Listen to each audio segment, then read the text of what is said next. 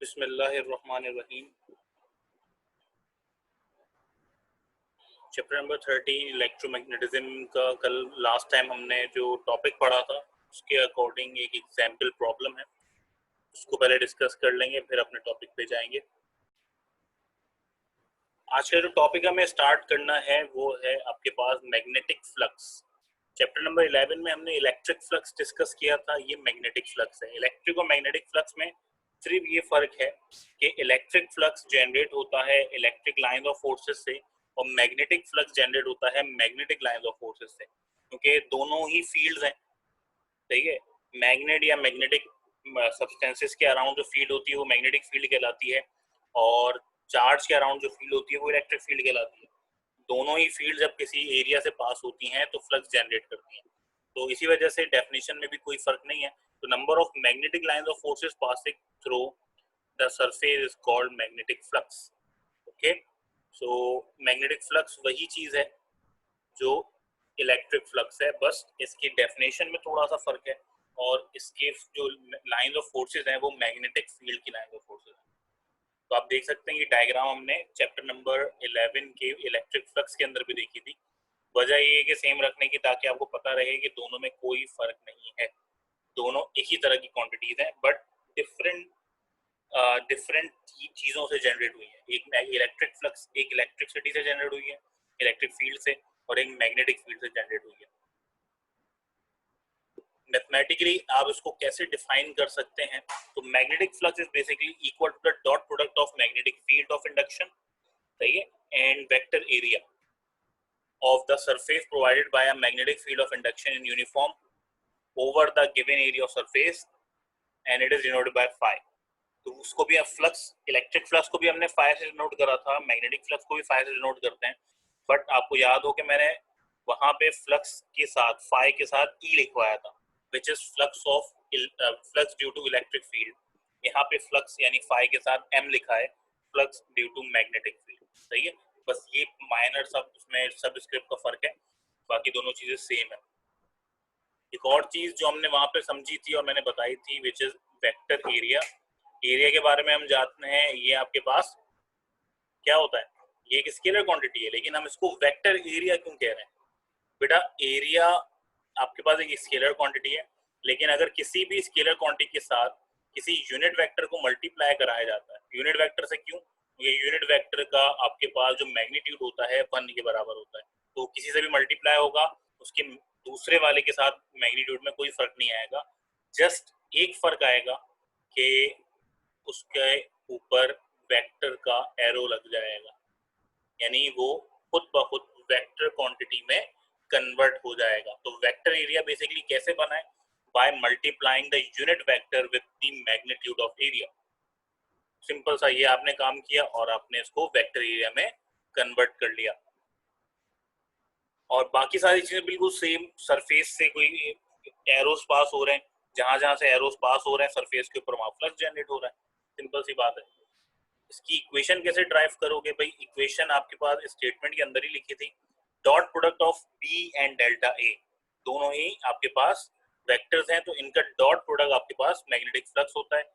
Dot means cos, सही, B A cos theta, और इसका जो यूनिट होता है फ्लक्स का, इसको हम पढ़ते हैं वेबर, सही है। आप इसको टेस्ला मीटर स्क्वायर भी बोल सकते हो, क्योंकि पी इज मैग्नेटिक फील्ड और मैग्नेटिक फील्ड का जो यूनिट होता है वो टेस्ला होता है। हमने पढ़ लिया, पहले भी पढ़ा ना भाई हमने, तो यूनिट जरूर याद रखिएगा। मैग्नेटिक फील्ड का जो यूनिट होता है वो टेस्ला होता है, कैपिटल टी से डिनोट करते हैं, और एरिया का जो यूनिट होता है वो आपके पास मीटर स्क्वायर होता है। एसआई सिस्टम के अंदर इट इज मीटर स्क्वायर। तो ये टेस्ला मीटर स्क्वायर भी लिखा हुआ आ सकता है, तो आपने बेवजह टेंशन में नहीं आना, दोनों ही सही यूनिट है। ये आपके पास ऐसा यूनिट है जो ड्राइव कराया है, ये आपके पास एक साइंटिस्ट का नाम है वेबर, उसके नाम पे इसको रख दिया गया। तो नॉर्मली हम वेबर नॉर्मली मैग्नेटिक फील्ड के लिए इसको इस्तेमाल कर रहे होते हैं। तो वेबर किसका यूनिट हो गया? मैग्नेटिक फ्लक्स का यूनिट हो गया। एक और चीज, what is magnetic flux density? The magnetic flux density is basically flux per unit area of surface which is held normal to the field called magnetic flux density. तो कितने area में कितना फ्लक्स जनरेट हो रहा है, this is known as flux density. सही है, इसको हम नॉर्मली पी से डिनोट करते हैं। सही, आपके पास ये वाला एरिया है जैसे कि यहाँ पे बना हुआ है, और इसमें पूरे एरिया पे भले से फ्लक्स नहीं है बल्कि थोड़े से एरिया पे, तो आप उतने ही एरिया को जज करेंगे जहां जहां फ्लक्स बन रहा है। तो आप बेसिकली क्या जज कर रहे होंगे, ऐसे तो आप डेंसिटी को जज कर रहे होंगे। तो कितना, कितनी लाइन ऑफ फोर्सेस कितने एरिया में फ्लक्स जनरेट करा रही हैं, it is known as magnetic flux density. Okay, और इसका यूनिट भी आपको ड्राइव करना होगा। कैसे ड्राइव करोगे? ड्राइव करने का तरीका ये है कि आप सेम इक्वेशन को रीअरेंज करेंगे। देखिए मैंने फ्लक्स के इक्वेशन में बी को अलग कर दिया। ओके, तो फ्लक्स के बारे में मुझे क्या पता है? फ्लक्स के बारे में मुझे अभी पता चला कि भाई फ्लक्स का जो यूनिट होता है वो वेबर होता है। वेबर को आप डब्ल्यू पी लिखते हैं। सही है भाई। और एरिया मुझे पता है मीटर स्क्वायर होता है, तो weber per metre square is the unit of flux density. सही है, फ्लक्स डेंसिटी, या डी को हम पुराने नाम से भी याद कर सकते हैं, इट इज टेस्ला। तो एक ही क्वांटिटी के कई सारे यूनिट्स हो सकते हैं डेरिवेशन के अकॉर्डिंग। सही है, लेकिन अगर आपको उसका एक्चुअल यूनिट जो साइंटिस्ट के नाम वाला यूनिट याद है तो काम चल जाएगा, वरना एमसीक्यूज के अंदर डिफरेंट यूनिट्स भी आ जाते हैं। पूछ लिया जा सकता है कि what is magnetic flux and what is the unit of magnetic flux, तो आपको पिक करना हो सकता है उसमें से। ओके, सही है। जैसे कि आपके पास एक कंडीशन है, अगर एरिया और आपके पास फ्लक्स या लाइन ऑफ फोर्सेस के दरमियान 90 डिग्री का एंगल बने। इसको आप दो तरह से पढ़ सकते हैं कि एरिया और लाइन ऑफ फोर्सेस के दरमियान में 90 डिग्री का एंगल बने, या एरिया वेक्टर और फील्ड के दरमियान में 0 डिग्री बने। हम एरिया वेक्टर को ही हमेशा डिस्कस करते हैं, याद रखिएगा, हम एरिया वेक्टर को ही हमेशा डिस्कस करते हैं। एरिया वेक्टर क्या था ये भी मैंने आपको काफी डीपली समझाया था। तो area vector basically phase of area को शो कर रहा होता है कि आपके पास एरिया का फेस किस तरफ है।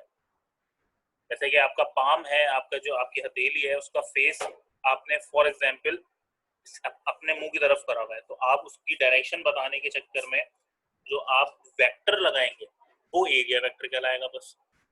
तो इक्वेशन हमने एरिया वेक्टर से बनाई, तो बेटा कंडीशंस भी एरिया वेक्टर से सॉल्व करेंगे। लेकिन एमसीक्यू में पूछा जा सकता है, एरिया वेक्टर ना लिखा हो तो गौर से पढ़िएगा, एरिया वेक्टर पूछा जा रहा है, एरिया पूछा जा रहा है। अगर मैं आपसे बोलूं the angle between area and magnetic field is 90 degree, तो आपका आंसर वही होना चाहिए जो वेक्टर एरिया और मैग्नेटिक फील्ड के 0 होने पे होता है। मतलब दोनों चीजें एक ही हैं, लेकिन हमें वेक्टर एरिया के अकॉर्डिंग पढ़ना है, because B A cos theta वाला फॉर्मूला लगाना है हमें। बी ए कॉस 0 हो जाएगा, कॉस 0 1 होता है, then magnetic flux will be B A, यानी मैक्सिमम फ्लक्स जनरेट होगा अगर वेक्टर एरिया और मैग्नेटिक फील्ड के दरमियान में 0 एंगल होगा। या ये कह सकते हो मैक्सिमम फ्लक्स होगा अगर एरिया और मैग्नेटिक फील्ड के दरमियान में 90 डिग्री का एंगल बनेगा। दोनों बातें वैलिड हैं। प्रूफ करते हुए सिर्फ वेक्टर एरिया वाली बात लिखना, लेकिन एमसीक्यू में क्या पता आ जाए, एरिया आ जाए, एरिया वेक्टर ना पूछे तो कंफ्यूजन में नहीं आना है कि हमने तो एरिया वेक्टर पढ़ा था, यहाँ एरिया लिखा हुआ है, तो वहाँ एरिया के अकॉर्डिंग पूछ रहे हैं, अब एरिया के अकॉर्डिंग बात कर लेना, तो रिवर्स हो जाएगी बात बिल्कुल। क्योंकि कॉस 90 आपके पास 0 होता है, तो आप इसको कॉस 90 रख के मत पुट कर दीजिएगा, वह चला सर आंसर मेरा तो 90 आ रहा है कॉस में, नहीं, आप कॉस 90 नहीं रखेंगे। बस आप अगर एरिया की बात कर रहे हैं तो 90 को एज अ 0 कंसिडर कर लेंगे, क्योंकि फॉर्मूले में हमने एरिया वेक्टर लिया हुआ है, एरिया नहीं लिया हुआ। बस इतनी सी बात याद रखना। सेम एज जब एरिया वेक्टर 90 डिग्री पे हो प्लेन के, सही है, और आपके पास फील्ड 0 डिग्री पे हो एरिया के, एरिया के 0 पे हो, एरिया वेक्टर के 90 पे हो, तो आपके पास क्या होता है, again B A cos theta, B A cos 90 and cos 90 is 0। तो आपके पास फ्लक्स हो जाएगा 0, यानी कि मिनिमम फ्लक्स जनरेट हो रहा है। 0 और मिनिमम एक ही कंडीशन में कहा जाता है। ओके, तो दोनों बातें पूछी जा सकती हैं, प्लेन पैरेलल है और ये कह सकते हैं कि एरिया वेक्टर परपेंडिकुलर है, तो दोनों ही कंडीशन में फ्लक्स मिनिमम होगा। और एक होता है मॉडरेट फ्लक्स। मॉडरेट का मतलब 0 और 90 के अलावा उनके दरमियान में कोई और एंगल, सही है, कोई भी एंगल, 10 हो गया, 50 हो गया, 20 हो गया, 60, 40, कोई सा भी एंगल, बट 0 और 90 के अलावा हो, तो वहां पे मॉडरेट फ्लक्स जनरेट होता है। तो मैंने इसको फाई से डिनोट कर दिया, कोई ऐसा एंगल जो अदर देन 0 और 90 है। तो यहाँ पे आपके पास फ्लक्स जो जनरेट होगा वो मॉडरेट लेवल का होगा। ये बातें मैंने बहुत ज्यादा श्रिंक करके इस वजह से बताई हैं क्योंकि इसका ज्यादा काम इलेक्ट्रिक फ्लक्स के अंदर था और हमने उसको बहुत ज्यादा वाइडली डिफाइन भी किया था, डिस्क्राइब भी किया था। यहाँ पे मैंने इसको सिर्फ इतना ही बताया है जितना हमें जरूरत है, क्योंकि हम इलेक्ट्रिक फ्लक्स पढ़ चुके हैं और इलेक्ट्रिक फ्लक्स से सिर्फ कनेक्ट करके इस बात को समझना है कि दोनों चीजों में सिमिलरिटीज और डिससिमिलरिटीज क्या है। अगर प्रॉब्लम है तो आप वो वाली वीडियो देख लीजिएगा जो मैंने अपलोड करी है चैप्टर 11 की, सही है, उसमें आप उसको चेक कर सकते हैं। एक क्विज है, बुक का भी क्विज है और बहुत अच्छा क्विज है, इसको हमें डिस्कस करना चाहिए। Can you explain how bullet train and circuit breaker work on magnetic effect of current? क्या आप बता सकते हैं, आप समझा सकते हैं कि कैसे बुलेट ट्रेन और उसका circuit breaker magnetic effect of current पे काम करता है? अच्छा, इसके पीछे काफी लंबी थ्योरी है, बहुत बड़ा प्रोसेस है, लेकिन समझने के लिए, लिखने के लिए कुछ बातें मैं आपके सामने रख रहा हूँ। पहले वो देख लीजिए, फिर मैं आपको वाइडली एक्सप्लेन करके इसको समझा दूंगा। पहले तो बुलेट ट्रेन के बारे में समझना होगा, क्या है बुलेट ट्रेन और क्यों आप इसको मैग्नेट से जोड़ रहे हैं। तो भाई बुलेट ट्रेन आपके पास मैगलेव ट्रेन्स कहलाती हैं। What is maglev? मैगलेव का मतलब होता है मैग्नेटिक लेविटेशन, सही है, इसका मतलब है मैग्नेटिक लेविटेशन। और मैग्नेटिक लेविटेशन का मतलब मैग्नेटिक मैग्नेट की इफेक्ट की वजह से या मैग्नेटिक इफेक्ट की वजह से आपके पास किसी चीज का लेविटेट करना, लेविटेट का मतलब हवा में हो जाना, उड़ जाना, सही है, उड़ जाना, तो लेविटेट इस मीन में आता है। तो ऐसी ट्रेन जो मैग्नेटिक लेविटेशन पे चल रही है, सही, और बहुत ज्यादा पावरफुल इलेक्ट्रोमैग्नेट्स उसको प्रोवाइड कर रहे हैं एनर्जी, जिसकी वजह से वो हद से ज्यादा तेज स्पीड से चल रही है, इसी वजह से उसको बुलेट ट्रेन कहा जाता है। यानी कंपेयर किया जाता है कि इतनी तेज है कि वो बुलेट जैसी स्पीड है। ऑब्वियसली बुलेट जैसी नहीं है, लेकिन बहुत ज्यादा तेज ट्रेन है बाकियों से। ओके, अब मैग्नेट्स कैसे आपके पास बिना इंजन वाली ट्रेन के मुकाबले में, यानी कि इंजन वाली जो पेट्रोल और ईंधन से चलती है उसके मुकाबले में ये मैग्नेट कैसे आपको इतनी पावर प्रोवाइड कर रहे हैं? अच्छा, उसकी वर्किंग सिंपल सी ये है, जरा गौर करिएगा।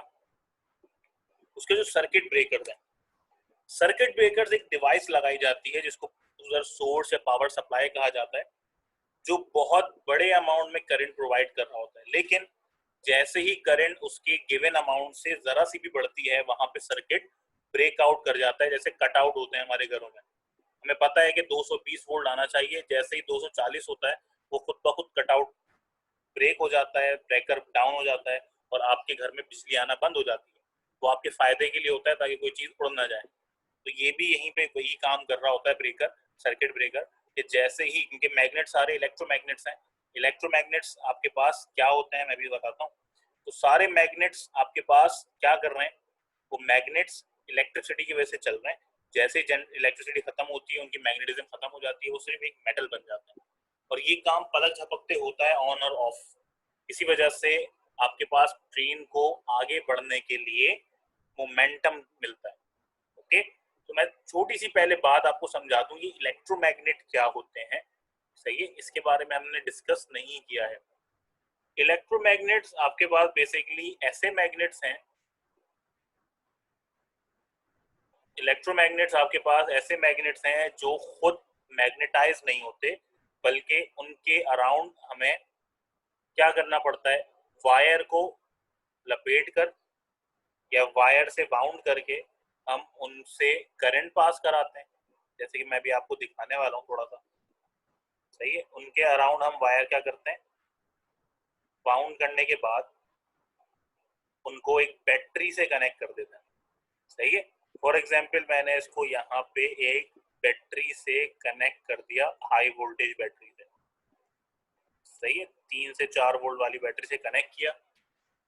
तो जैसे ही करंट फ्लो करना शुरू करेगा, आपके पास आपका मैग्नेट तैयार हो जाएगा और यहाँ से मैग्नेटिक फील्ड जनरेट होने लगेंगी। सही है, तो बेसिकली आपने क्या जनरेट करा, आपने एक ऐसा मैग्नेट जनरेट करा जो इलेक्ट्रिसिटी के पास करने की वजह से बन रहा है। सही है, अच्छा, इलेक्ट्रिसिटी डायरेक्ट मैग्नेट मेटल से पास नहीं कराई जा रही। सही है, बल्कि इलेक्ट्रिसिटी सिर्फ मेटल के अराउंड से पास कराई जा रही है। मतलब ये वायर आपके पास कोटिंग वाले वायर हैं, इंसुलेटेड वायर है। नॉर्मल जो वायर होते हैं ना, इसमें रबड़ की एक परत चढ़ी हुई होती है, तो उसी परत के साथ मैंने इसको मेटल में लपेट दिया और फिर उस वायर को आपके पास सोर्स प्रोवाइड करा। उस सोर्स की वजह से इस मेटल के अंदर मैग्नेटिज्म आ गया। इस मैग्नेटिज्म को इलेक्ट्रोमैग्नेटिज्म कहते हैं, जिस पर्पस के ऊपर आपके पास मैगलेव आता है, जिसपे आपके पास बुलेट ट्रेन वर्क कर रही है। आप बैटरी हटाएंगे, इसकी मैग्नेटिज्म खत्म हो जाएगी। सही है, बैटरी हटा दी, मैग्नेटिज्म बिल्कुल खत्म हो गई, आपका काम खत्म। बैटरी लगाई, फिर से मैग्नेटिज्म चालू, फिर से आपने सारे काम शुरू कर दिए। तो ये मैग्नेटिज्म इस्तेमाल ही क्यों कर रहे हैं अगर हमें कट आउट करना है बार बार। सो पिक्चर देखिएगा पहले, ये एक ट्रेन है, बुलेट ट्रेन, जिसपे आपको मैग्नेट के पोल्स शो कराए गए। सही है, ये जो सुपर कंडक्टिंग मैग्नेट्स होते हैं, वो आपके पास ये सुपर कंडक्टर्स जो होते हैं उनमें रेजिस्टेंस ना होने के बराबर होती है। यानी समझ लो कि करंट जितना मैंने दिया है उतना ही जाके एंड तक पहुंचेगा। तो इसका मतलब जब मैग्नेटिक फील्ड उसके अंदर जाएंगे तो उसके अंदर कोई रेजिस्टेंस शामिल नहीं होगा, बल्कि टोटली वो प्योर मैग्नेट की तरह एक्ट करेगा। पहली बात तो ये समझ में आ गई। दूसरी बात ये कि जब करंट प्रोवाइड किया जाता है तो बेटा सिर्फ मैग्नेट ट्रेन के अंदर नहीं लगा हुआ, ट्रेन के पटरियों में या ट्रेन जिसपे लेविटेट कर रही है वहां भी लगा हुआ। तो उसको ऐसी कंडीशन में रखा जाता है कि मैग्नेटिक फील्ड दोनों आपस में टकराएं और आपके पास जो मैग्नेट ट्रेन में लगे हुए, क्योंकि नीचे वाला तो फिक्स है, ट्रेन उड़ रही है, तो जब मैग्नेट दोनों के आपस में रेंज में आते हैं, दोनों की मैग्नेटिक फील्ड, तो वहां पे जनरेट होती है मैग्नेटिक फोर्स। और इसके बारे में हमने क्या पढ़ा था कि जब कोई current carrying conductor magnetic field की रेंज में आता है तो उसके ऊपर मैग्नेटिक फोर्स लगती है। उसी मैग्नेटिक फोर्स की वजह से ट्रेन आगे बढ़ रही होती है। सही है, इसमें दो काम हो रहे होते हैं, एक ये मैग्नेटिक फोर्स वाला काम जो हमने लेफ्ट हैंड रूल किससे पूछा था, समझा था। दूसरा, यहाँ पे अट्रैक्शन और रिपल्जन की वजह से ट्रेन में स्पीड आ रही होती है। यानी ट्रेन में दो तरह से इसको ट्रेन को खींचा जा रहा है। पहला मैग्नेटिक फोर्स, आप देख रहे हो ब्लैक कलर का एरो डायरेक्शन शो कर रहा है, किस चीज की डायरेक्शन है, ये मैग्नेटिक फोर्स की डायरेक्शन है। मैग्नेटिक फोर्स इस तरफ लग रही है इसकी। दूसरा रिपल्जन की वजह से इसको धक्का मिलता है और उस धक्का मिलने की वजह से ये अगेन आगे की तरफ भागना शुरू होती है।